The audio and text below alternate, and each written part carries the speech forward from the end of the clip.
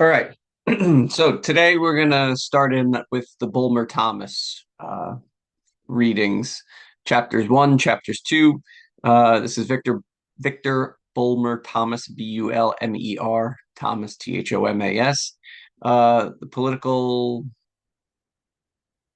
economy of Latin America, right? Political economic history of Latin America. I forget the exact name of his book. So it's the seminal work. It is. If you want to know about the political economy of Latin America since independence from, roughly the 1810s, 1820s to present day, this is the book. Okay. So we're going to start throwing out a few terms, some things we've talked about already, and then we're going to throw out a few terms, a few different ways of thinking about a structure. There's that word, structure of an economy. Okay. As we're going to find out, the structure of economies really matters because there's a lot of interlinkages and interrelationships between the two, between its many different sectors.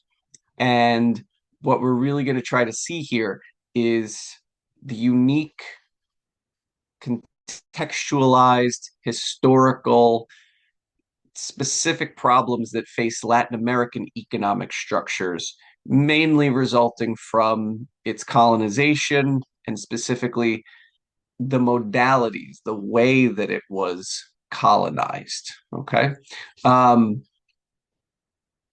that create, I guess let's just jump into something since it's an easy segue, right?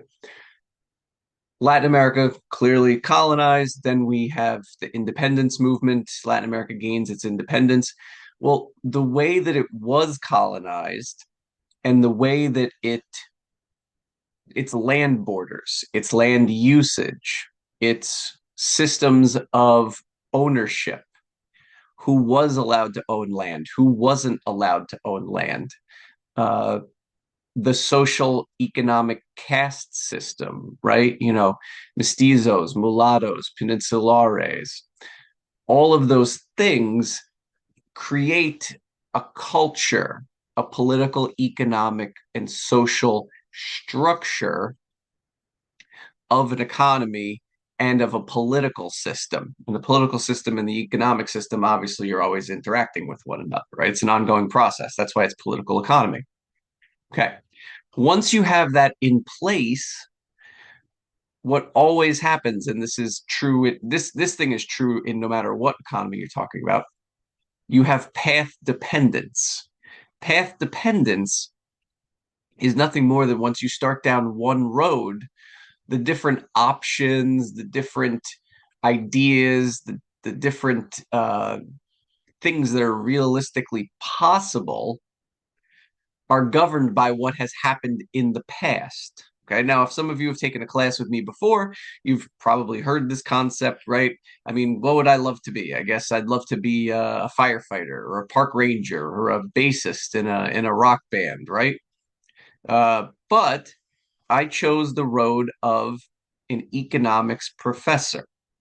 So, since I chose the road of an economics professor, the options that are open to me now, right? The avenues that I could take for my personal career in the future are generally related to economics, finance, quantitative analysis, Latin America, economic development, things like that, right? It would be pretty hard for me to just, change completely and go be a firefighter or ski patrol or a bassist in a band, right? Even if I'm extremely talented at it, it would be hard to do because you don't see people doing that all the time. Well, that's path dependence.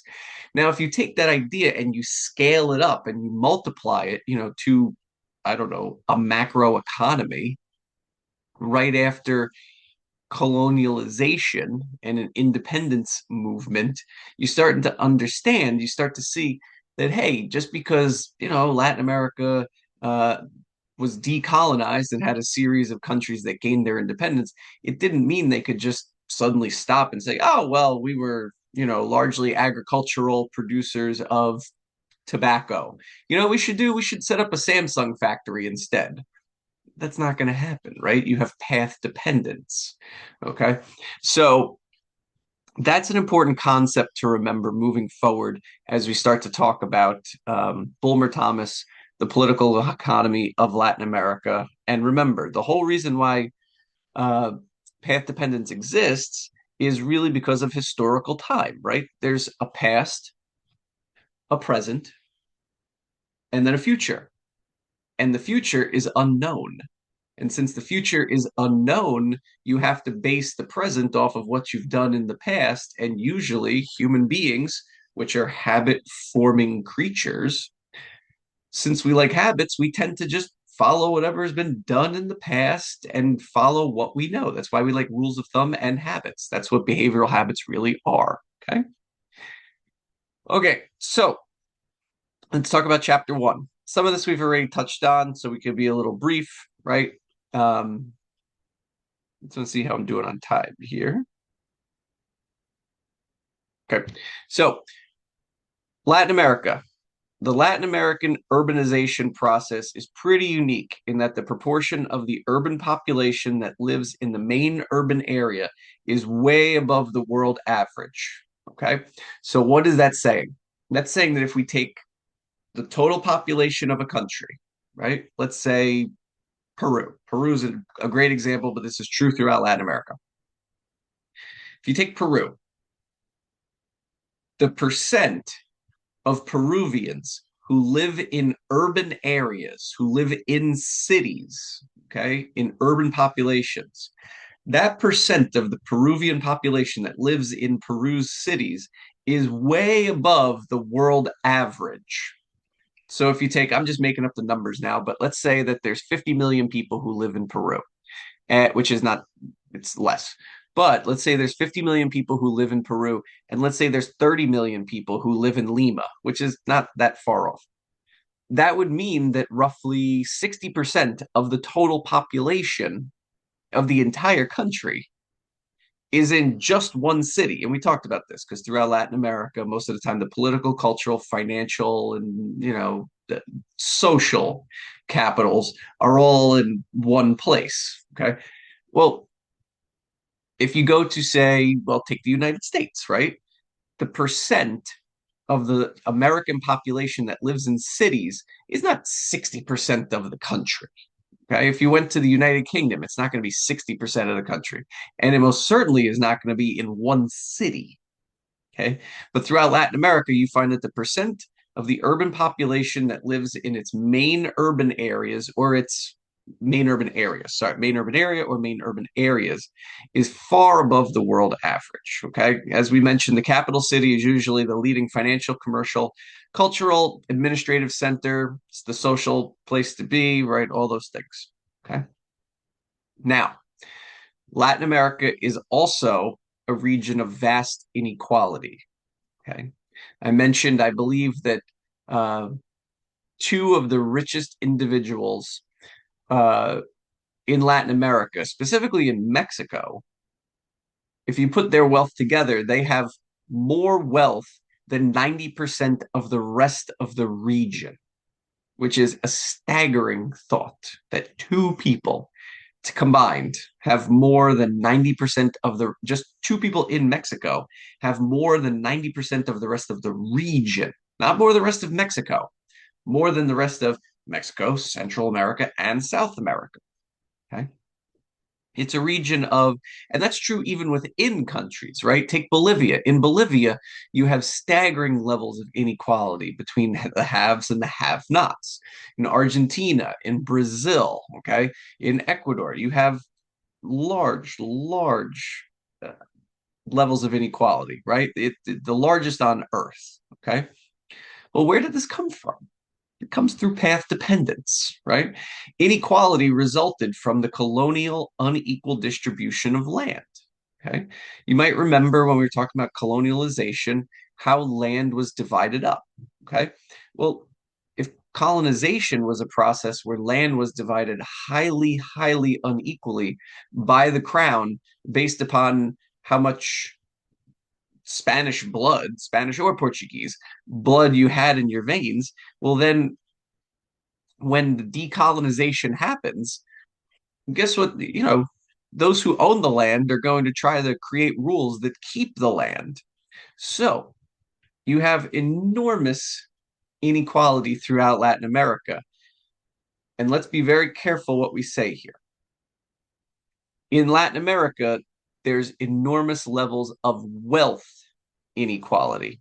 Wealth is all of your income, all of your assets, everything added up together. It's your wealth. Okay. There is also incredible amounts of income inequality. Income is the monetary flow of what you receive every year. Okay. You can get it from owning stocks, financial wealth. You can get it from owning companies, profit. You can get it from owning real estate through rent, but that's an income. Okay.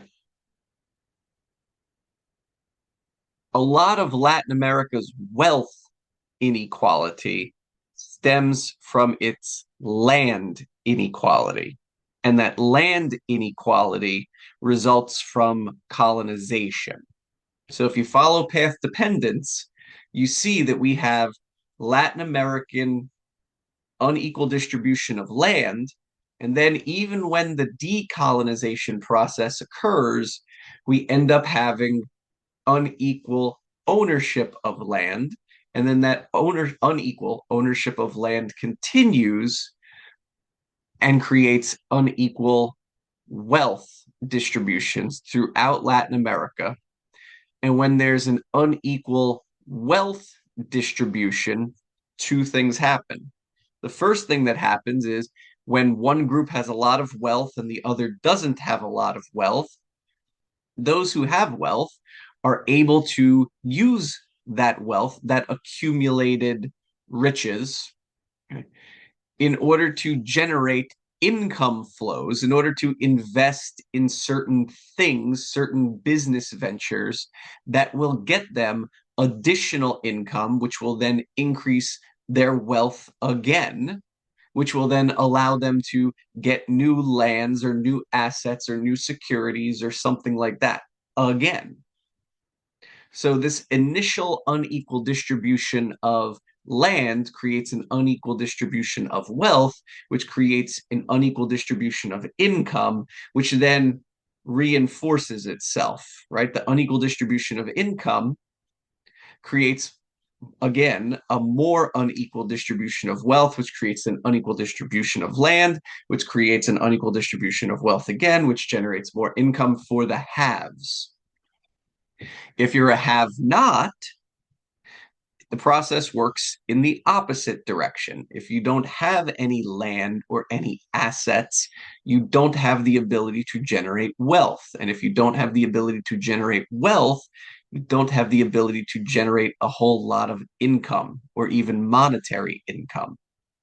Which means if you don't have the ability to generate monetary income, you're not going to generate wealth, which means you're not going to generate or the ability to own land, even if you were allowed to own land. Okay. At that point, you then have basically essentially no prospects for changing your socioeconomic status. What that means is the rich stay rich and get richer, and the poor stay poor or become poorer. Okay. So, how do you end up with enormous levels of inequality throughout Latin America? The first one is the unequal distribution of land, which it's not really controversial. It's fairly obvious when I just explain it, right? The so when you have an unequal distribution of land, which leads to unequal distribution of wealth, the second thing that creates is an unequal distribution of opportunity. And this should be fairly intuitive to anyone, really, right? When you have big levels of inequality, when you have the haves and the have-nots, you have unequal distributions of opportunity, and you actually have barriers, social barriers, political barriers, economic barriers that are set up that prevent the have-nots from trying to become the haves. Okay. There's all kinds of things or obstacles that could get in the way of that. The first is just take schooling, right? If you're in the haves, you go to good schools, you eat good food, you see doctors regularly.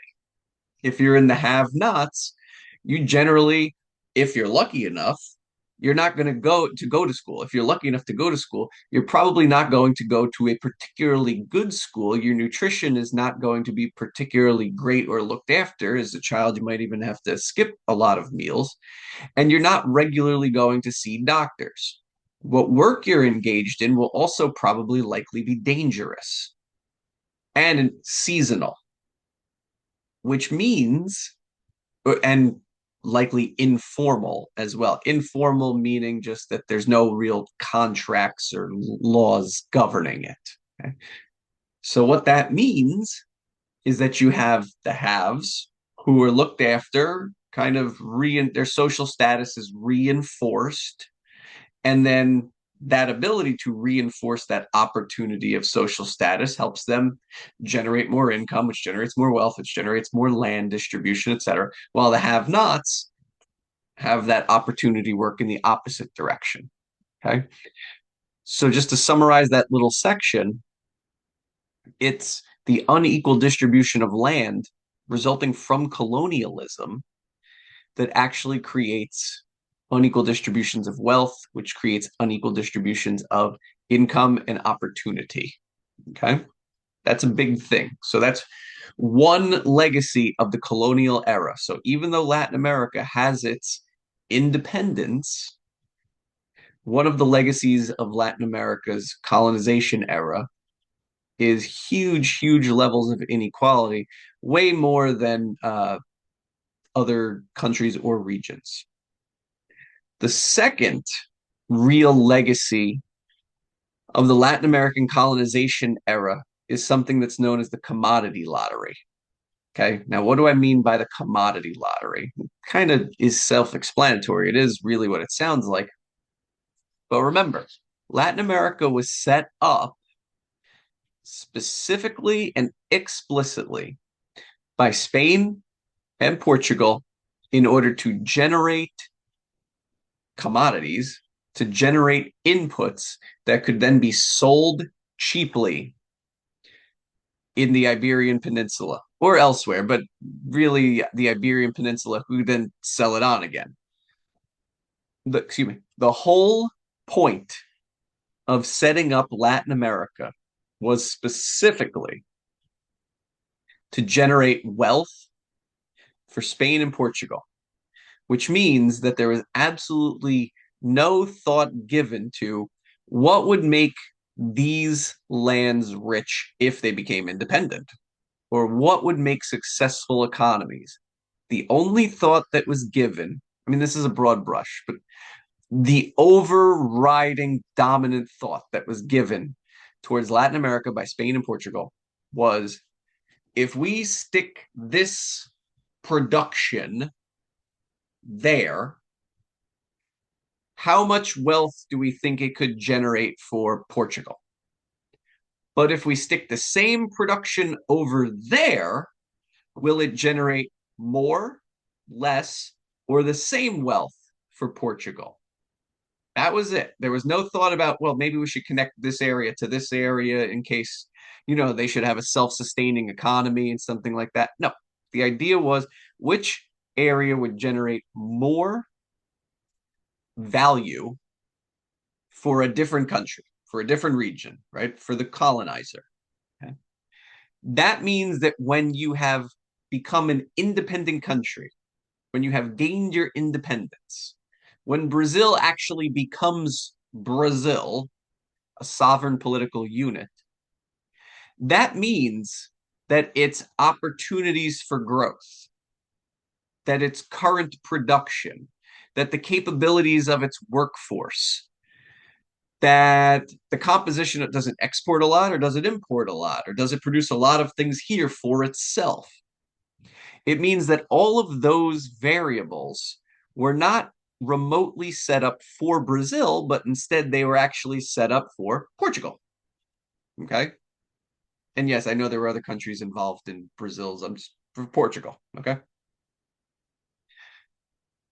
So what we're saying here, what I'm trying to get at is that means that when Brazil gains its independence in 1818, I believe, All of those decisions, what can they produce? What can't they produce? Are they exporting? Are they importing, right? What's the labor force look like? All of those decisions are basically of a lottery variety. Right now, if you guys know the lottery, it's basically, oh, hey, I hit the jackpot, or I didn't, I lost. Okay. Throughout Latin America, you could effectively say what accounts for the differences between countries or what become countries throughout Latin America when they're all decolonized by Spain and Portugal. And the answer is it's just pretty much a lottery. Okay. It more or less functions as, well, what did Spain decide to produce in Colombia? What did Spain decide to produce in Argentina? Uh, why does Uruguay and Paraguay exist? Because of wars, okay, right? What is the primary product of Mexico going to be? What's the primary product of the Caribbean? Okay, all of those things are effectively the lottery.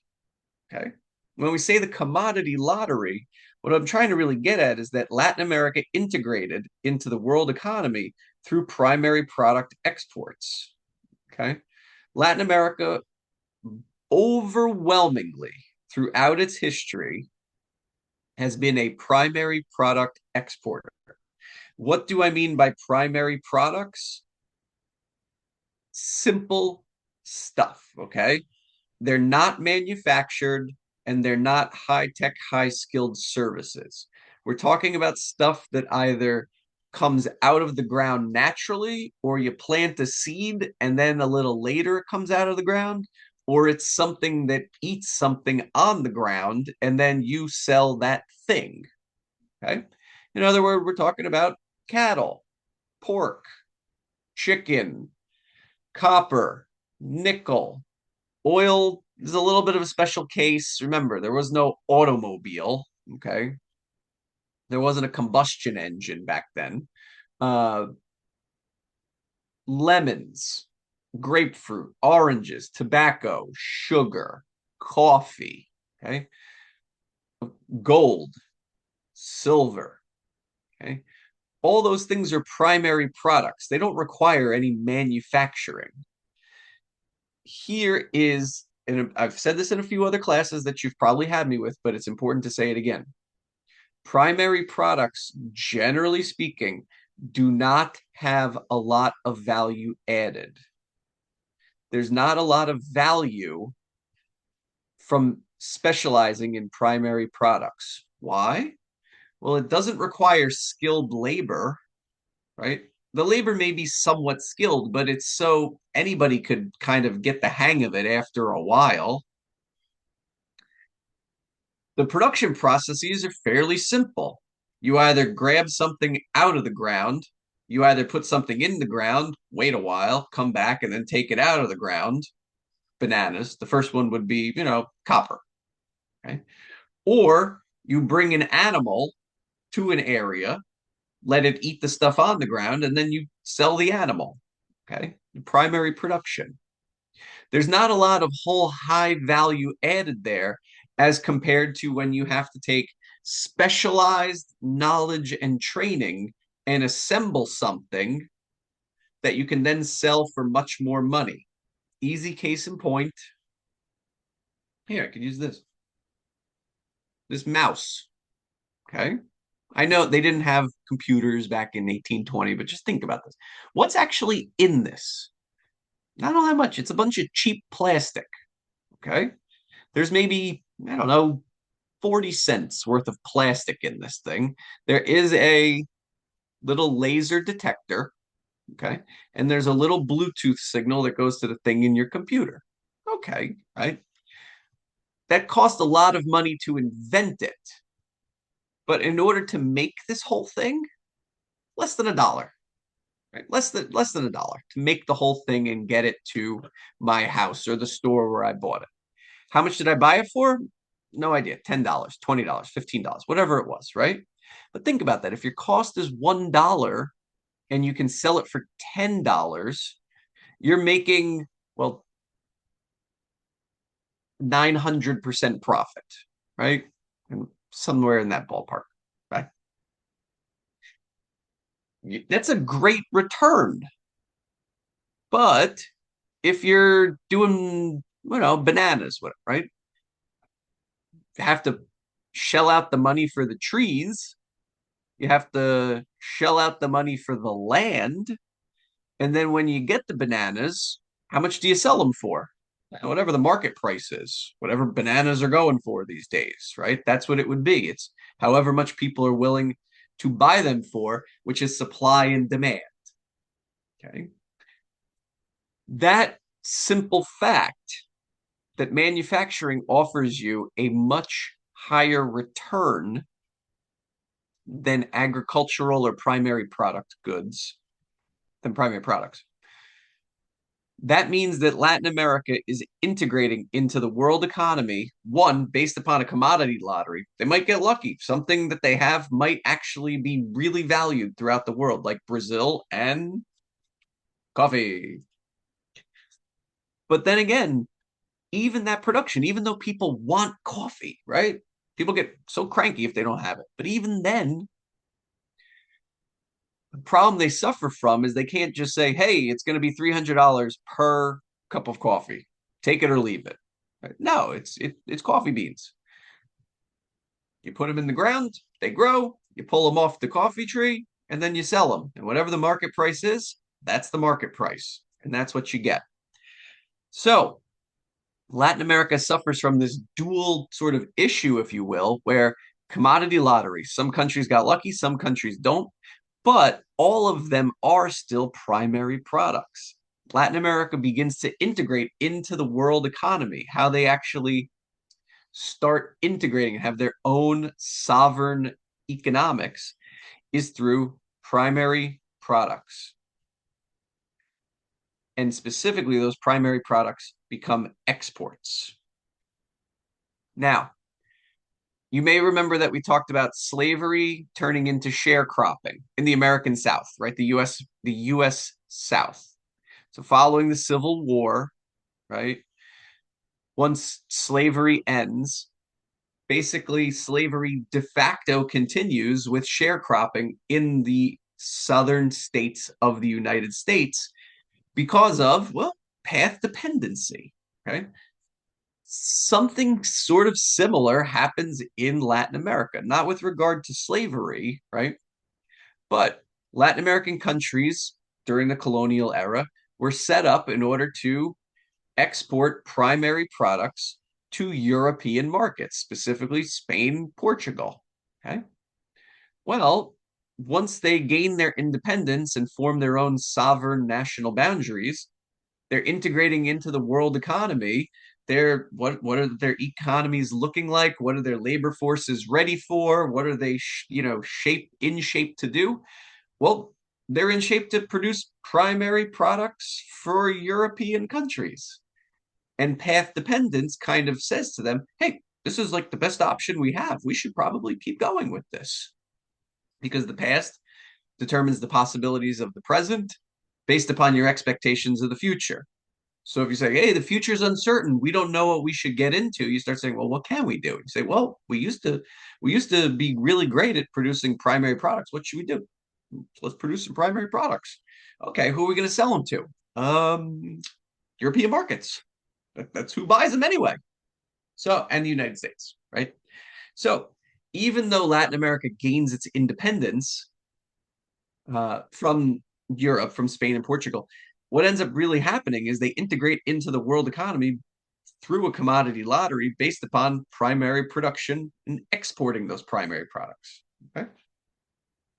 Now, we need to before I move on, I want to come back to that though. I want to make a quick point. It's very important to understand that as the growth of your exports is happening, if you're specializing in primary products, that makes you incredibly vulnerable to world market conditions and shocks, which can cause you to have a business cycle. Okay. What do I mean by that? Let's start this again. If you are a primary product exporter, which is the vast majority of what Latin America is doing in the 1820s, 1830s, 1840s, 1850s. If that's how you, and as we'll see, it's a lot of Latin America's history, exporting primary products. If that's how you integrate into the world economy by exporting primary products, if that's what you choose to specialize in, that's what you orient your division of labor towards, you are inherently 100% opening yourself up to cyclical commodity shocks. What do I mean by that? Real quickly, let's take coffee. Who produces coffee? Brazil. Colombia. Who else produces coffee? Well, Indonesia, Ethiopia. Okay. There's plenty of places that produce coffee. Now, here's an issue. Imagine that you are a Brazilian producer. And this is incidentally, this is why futures and forward markets exist. Let's say you're a Brazilian producer and you got the coffee in the ground, the harvest is coming up, and you think you're going to get $100 per kilo. You're going to get $100. You're going to get $100 per kilo of coffee. Okay. So that's what you're expecting. You pay the workers $50. You think, all right, I'm going to get $50 of profit per kilogram. Okay, well, this is good, right? And something that's completely out of your control might happen, which could effectively bankrupt you. Okay, now I'm not talking about the country of Brazil yet. I'm just talking about the producer, the coffee producers. Let's say that it turns out that Ethiopia had a really great harvest. In fact, let's say that Ethiopia and Indonesia both had really great harvests. Let's say that the producers in Indonesia and in Ethiopia planted a whole lot of coffee and it was great rain and everything. And suddenly there's so many coffee beans in Indonesia and in Ethiopia that the world market for coffee, let's say there's a whole lot more supply than there is of demand. If there's more supply than demand, just go back to Econ 101. If supply is higher than demand, what happens to price? Price goes down. So if Indonesia and Ethiopia have great coffee harvests, what does that do to Brazil? Well, the Brazilian producer was expecting $100 per kilo. He paid the workers $50, probably too much, but we'll ignore that. He was expecting to get $50 profit per kilogram from each coffee bag. But because of Indonesia and Ethiopia, that price goes down. Let's say the price goes down to $40 per kilo. So now the Brazilian coffee producer says, hey, wait a minute. It's supposed to be it's supposed to be $100 per kilo. The whole kilogram, the whole price that I can sell this whole bag for is $40. It's not 100, it's 40. Well, wait a second. I have to pay the workers 50. I only have 40. What's going on here? So one, you can't pay your workers. What's going to happen? Well, if you don't pay the workers, they're not going to buy anything, means the cash registers don't go off. Okay, sure. But then also, you don't have any profit that you could use to reinvest back into your business to expand coffee production. It means that the Brazilian coffee producers are going to go broke. And then what else happens on top of that? Well, if the whole country, as Brazil is, if the whole country is oriented towards producing primary products, right? If most of your production is in coffee, well, guess what happens? It's not just me that goes bankrupt. It's the coffee producer down the road and the next coffee producer even further down the road, and then the next guy and the next one and the next one. Basically, that means that your leading industry, the big thing of the country, has gone completely bankrupt. But it's not because of anything Brazil did. It's not Brazil's fault. They thought we were getting $100 per bag. I'll pay the workers 50, I get $50 profit, I'll make more coffee, everything's fine. No. In fact, the problem that Brazil would be having with firing the workers and, me and everybody else down the road going out of coffee production, the problem is actually that the rain was too good in Indonesia and Ethiopia. So think about that, right? When you become a primary product exporter, when you specialize in primary products, as Latin America has done for centuries, because of path dependency, what you're doing is you're opening yourself up to so many vulnerabilities that are completely outside your control. You become 100% dependent upon cyclical variations in world commodity production prices. Okay. You become 100% dependent on cyclical cycles, right? Cyclical variation in world commodity prices. Okay. If the price of commodities go up, it's great. You make more money, right? If the price of a kilo of coffee goes to $150 per kilo, say, hey, look, I thought I was going to get 100. Now I'm getting 150. This is amazing. I have even more profit. Let's get more workers in here. But if the price goes down, well, that's a major problem. And in fact, that can bankrupt the whole country. As we will see, that has happened from time to time throughout Latin America. And the whole reason is because Latin America specializes in primary product exports. They don't produce primary products for themselves. I mean, they do, but most of the primary production actually goes to be exported to other countries. And when you are reliant on exporting primary products to other countries as the basis of your economy, you are vulnerable to what happens in international commodity prices. But again, this isn't something that Latin America made a bad decision about. Latin America simply was following up on what they knew through path dependence. Why? It's the legacy of the colonial era. Okay. Now, let's talk about a concept very briefly. It is the final point of my lecture notes on chapter 1. Okay. This is a concept that we are going to talk about ad nauseum for the rest of the semester. So we need to get this idea down. It is essentially the fundamental problem in every single Latin American economy, okay, from independence up until today. The basic problem of every single Latin American Latin American economy is how to get the productivity gains. So the increases that do occur in your productivity in the export sector. How do you transfer those productivity gains, those increases in productivity? How can you transfer that to the non-export sector? Okay. Let me explain this concept.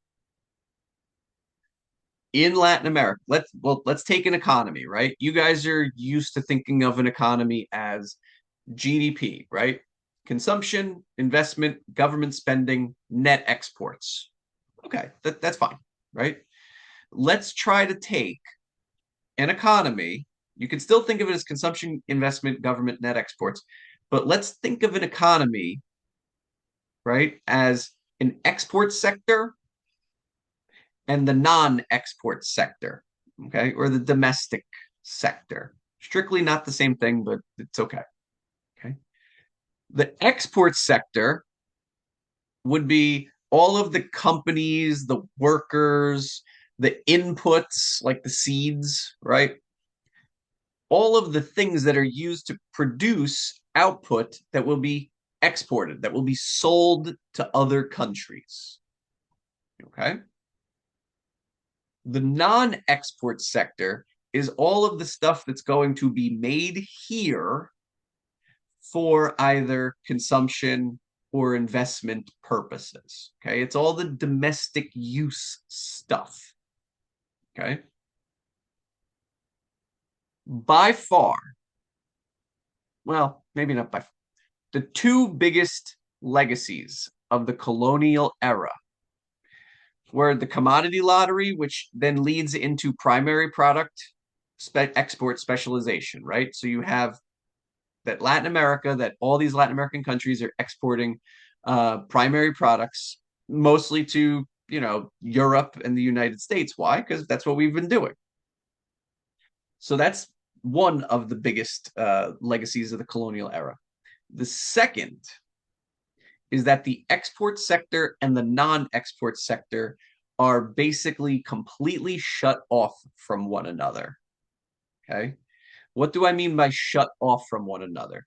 The word enclave might help out here. Enclave. Enclave. Okay.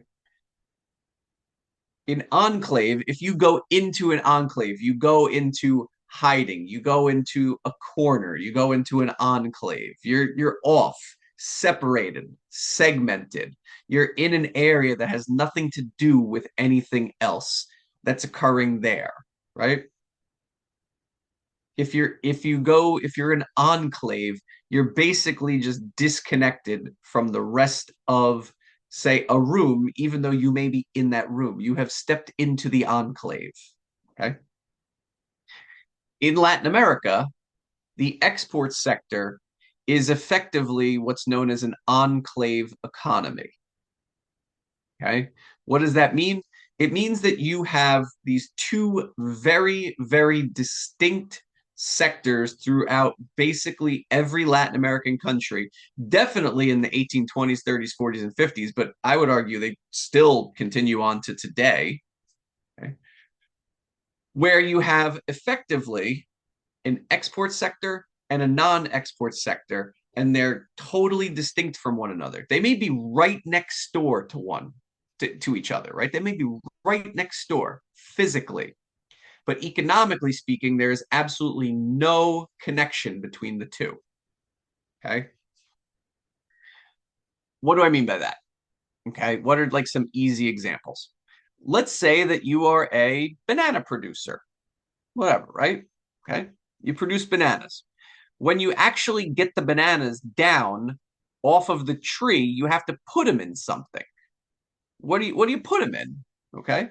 Well, you put them in boxes, you could put them in wheelbarrows, you could put them in the back of a pickup truck. Okay.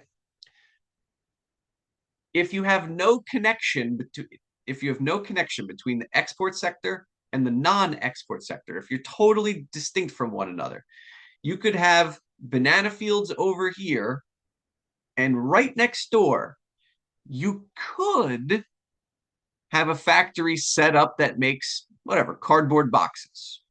You could have a factory set up that makes wheelbarrows. You could have a factory set up that makes cars.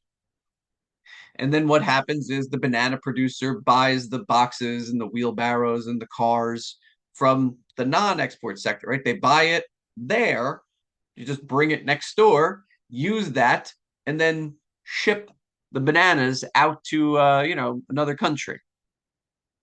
That's not what happens in Latin America. What generally happens in Latin America is that the export sector is over here, and hey, we need boxes and cars and wheelbarrows and things like that. Let's buy them from another country. Now, the car thing, maybe, okay, sure. Maybe you're going to buy Ford pickups or something, right? But the boxes, the wheelbarrows, that seems like it would be an easy win, right? An easy win would be, you know what? If we're going to be making bananas here and exporting them, why don't we try to set up a factory here to make the wheelbarrows or whatever that we use to get the bananas that then goes out, okay? Or even the stickers that go on the bananas, right? Or the fencing that goes around the banana field, or the fertilizers. Fertilizers is advanced manufacturing. That's chemical manufacturing, fertilizers. All of those things are not made domestically. They're not made in the non-export sector that could be right next door to the banana plantation. Nope, nope. All those things are acquired from other countries. So that what ends up happening is you have this export sector, which is really outward looking, and it does all of its business with the rest of the world. It imports stuff from the rest of the world, uses the stuff that it brings in, the cars, the fencing, the fertilizer, the seeds, the boxes, the wheelbarrows, if I didn't, right? All that stuff, the stickers, the glue that has to go on the stickers, all those things don't come from that country. All those things come from some other country. So you import it, use it, make bananas, produce bananas, and then sell the bananas back out to the rest of the world. And in the meantime, you have this whole other portion of the economy. You have the non export sector, which is totally and completely disconnected from the export sector with all these people and all this economic potential that could be contributing to the integration of the export and non export sector. You could be integrating them, but historically has not been. The non export sector traditionally has been isolated from the export sector.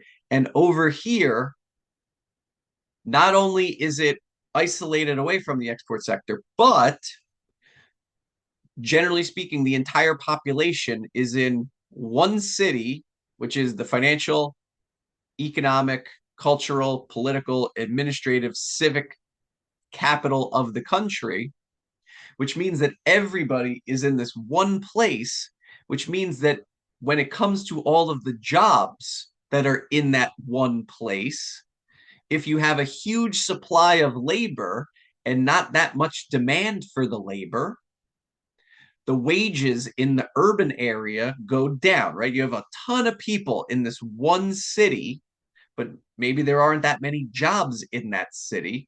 So that drives the urban wage down, and you end up having a largely self sustaining, self subsistent urban area that is totally disconnected from the rural area and the export sector, right? So in the non-export sector, you have a rural urban area. Everybody's in the urban area, right? And low wages because the supply is so great relative to the demand. You have subsistence farming out in the rural areas, but then if you transfer over to the export sector, that export sector is totally disconnected from the non-export sector. The fundamental challenge in Latin America since inception, since they gained independence, has been how to go about integrating the export and the non export sector, how to integrate that while ensuring that productivity gains. So, the productivity that happens here, how to make sure that productivity gets transferred over into the non export sector.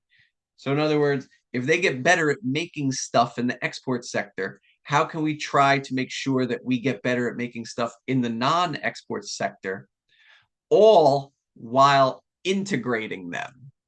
And that's the fundamental problem that Latin America has kind of struggled with for the better part of, say, 200 years in one form or another. There's eras where they've done quite well with it, there's eras where Latin America has done very poorly with it. But that is the fundamental challenge that has faced Latin America. And as we're going to see, I want you to keep that in the back of your head. That topic, that issue keeps coming back where you have these two segmented areas, the export sector, the non-export sector, and how do you integrate them? Okay. That's something that every single developed country has done. Every developed country has integrated its export and its non-export sector. Okay. Latin America is still trying to do so. Okay. Why? That's effectively the rest of the course. um, okay, so that's chapter one. I'm going to stop there and I'm going to stop the lecture there because I think I'm at about like 45 minutes or so now, which is almost 50. The next lecture, the next time we meet, we're going to be doing Bulmer Thomas chapter 2. The title is The Struggle for National Identity from Independence to Mid-Century. Okay. We're going to start in on Bulmer Thomas chapter 2. We just covered chapter 1. And thanks for watching.